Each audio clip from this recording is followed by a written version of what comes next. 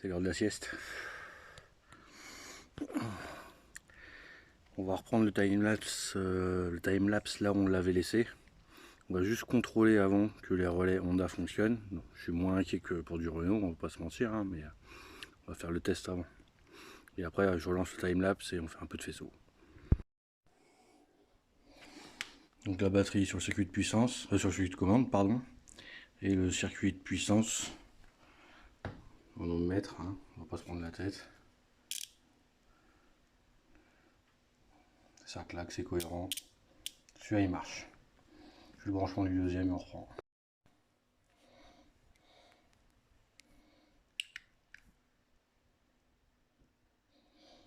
Bon, vous êtes témoin, les deux fonctionnent.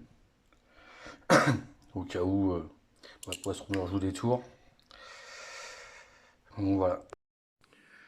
Vu que je me posais la question sur la puissance, vu que j'ai plusieurs relais, je vais en mettre un pour le CU et un pour l'allumage. Donc c'est pour ça que je vais câbler deux relais.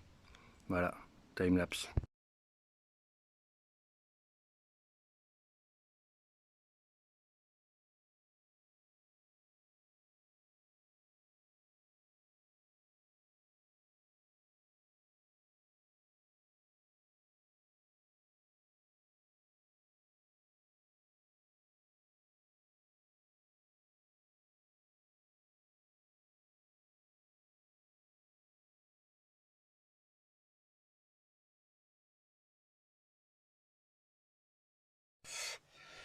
Bon, on en est où? J'ai retesté directement mon bout de faisceau avec les deux relais en batterie dans la véranda en direct, sur d'être sûr. Donc ça marchait. Comme je suis un peu retardé, je me suis repiqué sur le plus 12 volts à la con sur le CU en me disant que c'est peut-être le relais Renault mort qui faisait bugger l'autre relais. Mais finalement, non, ça marche toujours pas. Donc je l'ai ressoudé pour le recouper encore une fois. C'est bien ça. Donc pour faire un premier test, savoir si au moins ça claquait, je me suis pris sur l'autoradio. Là où j'ai ma jauge d'AFR à la con là, mais ce qui me plaît pas avec ce truc là, c'est que c'est de l'intercontact. C'est entre, dès que tu enlèves le Neyman, tu as du contact en fait. Donc c'est à dire que pour couper la voiture quand il y aura la Max EQ, il va falloir mettre le Neyman quoi. Ça coupe pas, c'est pas au moment du couper du contact, donc ça me plaisait pas. Donc par désespoir, j'ai cherché un plus après contact, un vrai plus après contact ailleurs. Et il y en a un juste là. Et là, je mets le contact comme je veux et ça marche. Donc j'ai encore rien fait, j'ai rien remis, j'ai pas remis la Max sécu. J'ai pas remis la Max sécu, j'ai pas remis le PC. Je vais voir si je refais un connecteur pour celui-là ou pas. Parce que là c'est bien évidemment fait à l'arrache, hein, mais c'est de trouver une solution un peu plus logique.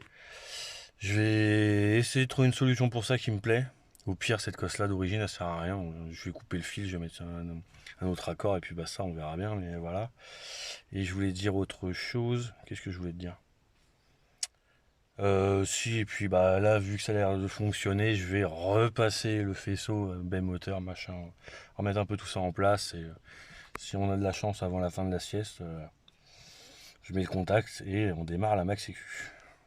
Laborieux, hein. Oh. Je me grouille, c'est la fin de la sieste. Pas eu le temps de faire grand chose, comme hier, mini-sieste, hein, tu vois bien. Pour l'instant, le fil de la coche, je l'ai juste coupé, là, le plus après contact qui me plaît. Je le soudrai directement, et ce que j'ai fait, comme la masse châssis elle va être vissée derrière la console centrale, donc là j'ai mon plus, mon moins, après contact, et j'ai mis une cosse, comme ça j'aurais pas besoin de démonter la console centrale à chaque fois que je veux débrancher la Max EQ, tu vois. J'ai fait cette cosse là, et ça devrait fonctionner. Mais même pas le temps de souder les fils dans la voiture, enfin... Bref. Pas le temps, ça le gamin.